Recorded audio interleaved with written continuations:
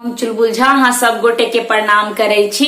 आई हम एकटा भगवती गीत गाबऽ जा रहल छी। अहाँ सबके पसंद आए तो हमर चुलबुल झा चैनल के लाइक शेयर एंड सब्सक्राइब कर देबै। कौने दिन आहे मैया तोहरो जनम भेला, हे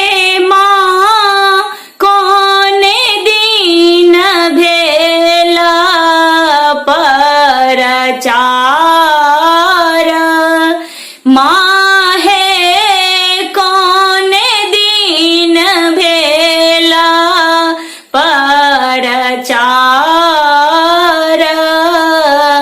परिबा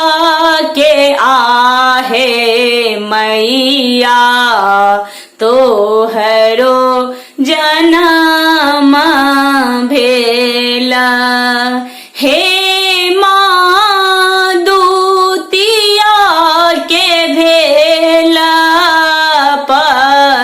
चार माहे दूतिया कभेला परचार, तीर्तिया क आहे मैया तीनू लोक तारल, तीर्तिया क आहे मैया तीनू लोक तारल, माहे चौठी के चंड मुंड संघार, हे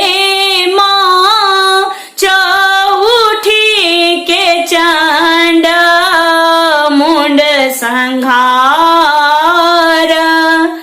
पंचमी क आहे मैया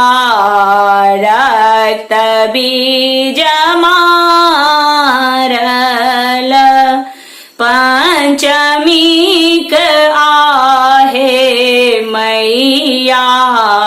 रक्त बीज मारल, माहे खाष्टी के महिषासुर संघार, हे माँ खाष्टी के महिषासुर संघार, सप्तमी क आहे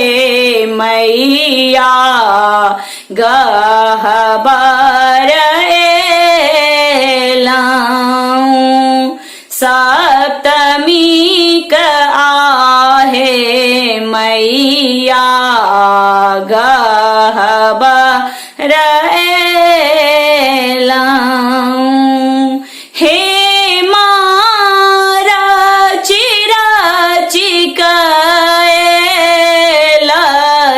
सिंगार, माहे रची रची कैला सिंगार, अष्टमी क आहे मैया योगिनी नचैलाऊं, अष्टमी क आहे मैया योगिनी नचैलाऊं, हे माँ नवमी के नवो रूप धार, माहे नवमी के नवो रूप धार, नवमी क आहे मैया नव पूजा भेल, नवमीक आहे मैया नव पूजा भेल। माँ